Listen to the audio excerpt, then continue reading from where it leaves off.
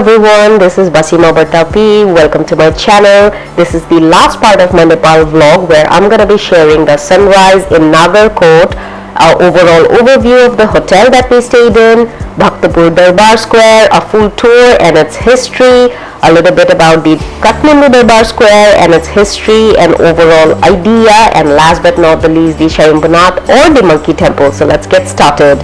Firstly, we started our journey. If you have seen my last vlog, we were traveling from Pokhara straight to Nagarkot. We already had our car arranged and we were taking the route from Kathmandu through Nagarkot.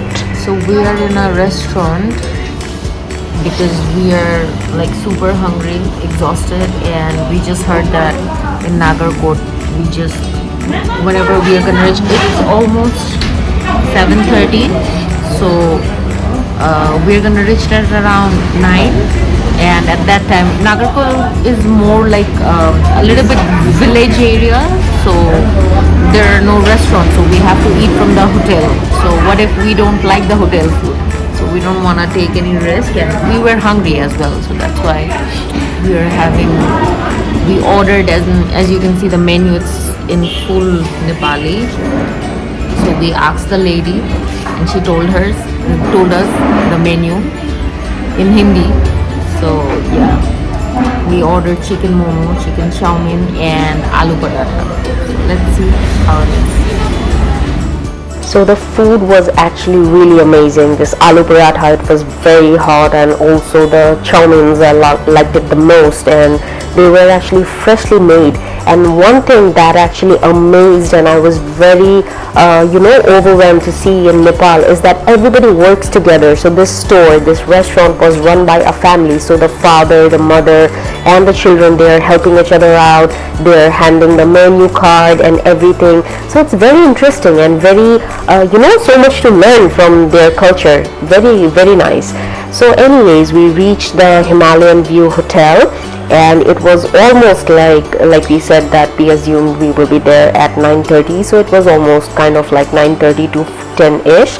And initially, as you can see, we were going inside and no one was there, so we had to go to the reception and do a little bit of formalities. As you can see, that's the reception. And to tell you a little bit about the Hotel Himalayan Villa, it's actually situated at 7,200 feet above the sea level, and you can actually enjoy the beautiful panorama views of the Himalayas. And about Nagarkot, it's actually a hill station of Kathmandu, and in Kathmandu Valley actually, and it's a very good spot and well-known spot to see the sunrise, sunset, and for mountains to have a very overall sunrise view of the Himalayas, including the Mount Everest. So if the weather is good, which is from October to April, you will be able to have a clear view of the Himalayas, but we were there at July, so honestly we didn't get a good view of the Himalayas and the mountains. But yeah, overall sunrise, we enjoyed it a lot, and the overall mesmerizing view from that height was outstanding. So Nagarkot, must visit place. Good morning. We are here in the terrace, patiently waiting for the sunrise. As you can see, already started the sunrise. So yeah, hopefully we will see all the mountains over there, which we actually came for, to Nagarkot. So yeah.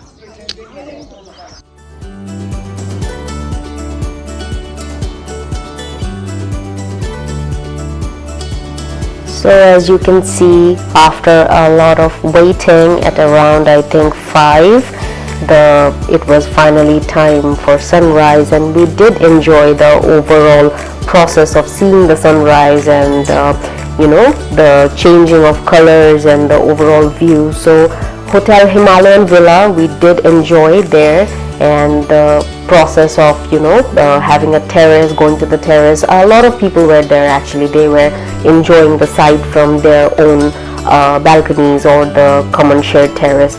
So right after having this seeing the sunrise and enjoying the time on our own, we went for breakfast, which was at buffet.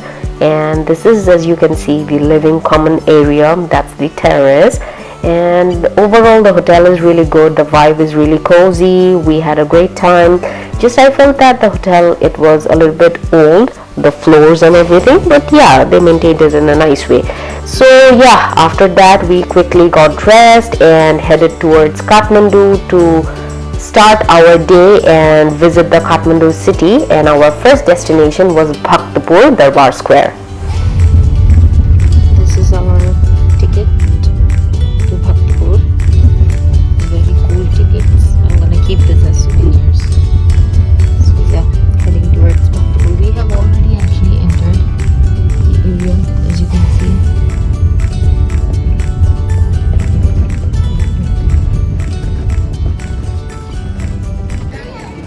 So here is the starting point, the Bhaktapur Darbar Square. Really beautiful. One of the oldest monuments, and during the earthquake some monuments were actually, there were a lot of damages, but after that they have reconstructed some of the places. And as our driver was saying, that like Kathmandu Darbar Square is also beautiful, but this Darbar like Bhaktapur Patan Darbar Square, this is well preserved. This is Bhaktapur Darbar Square. They're maintaining it more beautifully, as you can see, and it's cleaner, and they have kept everything as per the like their previous cultures and ancestors. They try to keep it like that. So Bhaktapur Darbar Square is a former royal palace complex located in Bhaktapur, of course, Nepal, and it was the house of the Malala kings of Nepal from 14th to 15th century, and also the kings of kingdom of Bhaktapur from 15th to late 18th century, until this kingdom was conquered in 1769.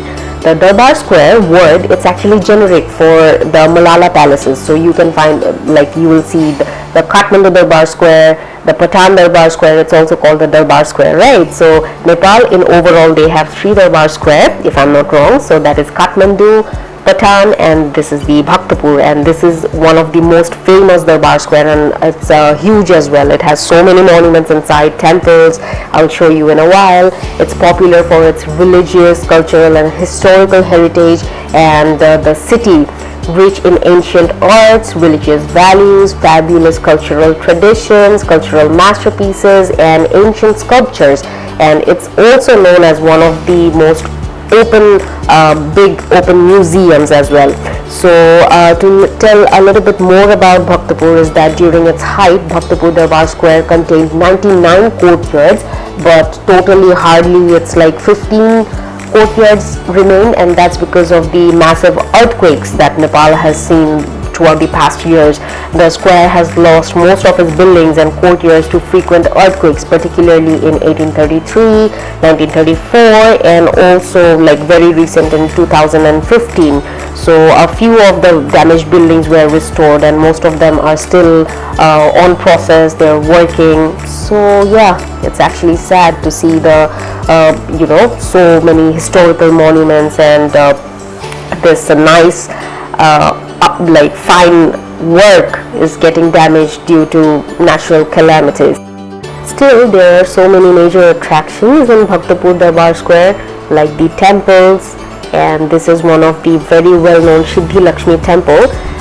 This is dedicated to the goddess Siddhi Lakshmi, and this was built around 17th century. And the speciality of this temple, I think, is the statues, different mythical creatures like camels and rhinos and horses, other mythical creatures guarding the entrance of the temple. And this is something, the artwork, the detailed artwork, you will see, it will give you a vibe of that time, and it will take you to a different era. And this palace, as you can see, another very famous, the Palace of 55 Windows. This was actually built during the reign of the Malala king Bhupendra Malala, who ruled from 1696 to 1722. but this was not actually completed until 1754 during the vision of his son, who was Ranajit Malala. So yeah.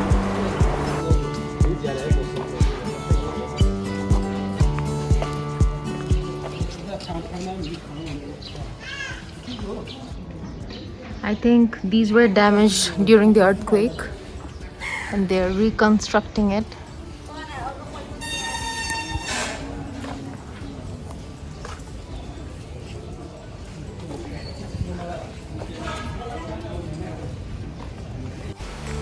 Another very important monument or gate or very well-known gate in Bhaktapur is this Golden Gate. So this was built by the Ranajit Malala, the king, who ruled around 1753. This gate especially is of immense archaeological, historical and religious importance, and it actually provides the entranceway to the inner courtyard that you may pass through on the way to the Taleju temple and the Naga Pokhari. And we didn't go inside the temple actually, because the temple is just open, or it's allowed for the Hindu religion people to go inside. So for obvious reasons, we were the other religious belief people and the other people cannot go inside. But outside also, it's absolutely amazing. The buildings, the artwork, the woodwork you see, and the details, the thought they put in each and every brick, the statues, and I don't know, the sun shades also. As you can see, the doors, immense hard work and dedication. At that time they used to do this work, and it's still, it has a great value and people are coming to see. And if you want, you can also hire a tour guide who can guide you and who can tell you each and everything throughout your visit to the Bhaktapur Darbar Square.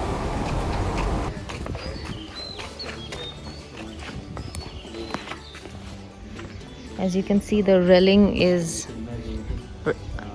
kind of symbolic of the snake. So beautiful, the detail work though.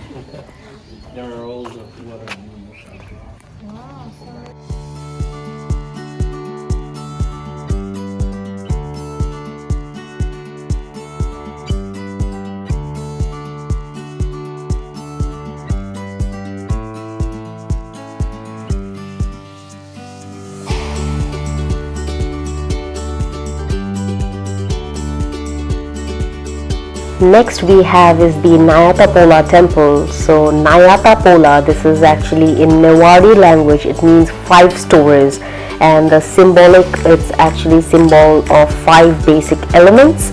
And this is one of the biggest and highest pagoda of Nepal ever built in such archaeological perfection and artistic beauty. The temple, it's actually dedicated to Siddhi Lakshmi goddess, and it is said that it took 3 generations to complete the temple, 5-story temple. And I don't wonder actually why, because the temple itself, 5-story temple, it's actually so nice, and it's another masterpiece. It's a piece of artwork.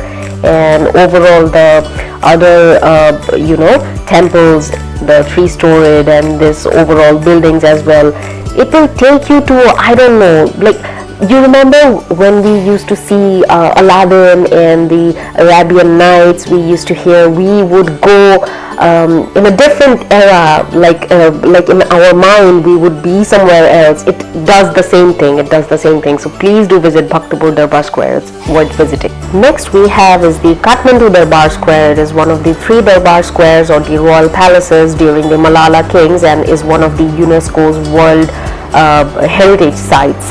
Though its construction began in 3rd century, the most major structures were added later periods, and the outer complex consists of a number of 16th century temples built during the reign of the Malala Kings.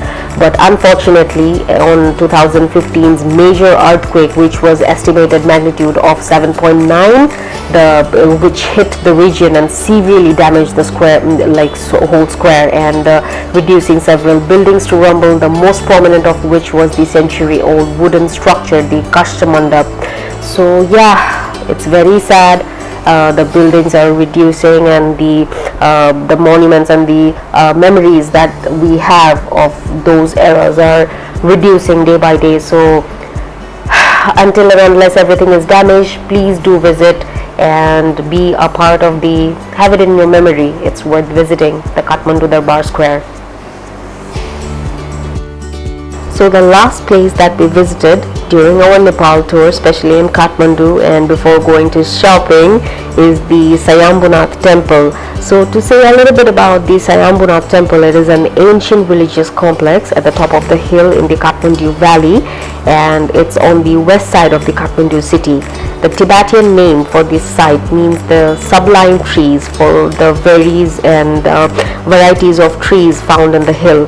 And thanks to the presence of large number of monkeys, it is also known as the Monkey Temple.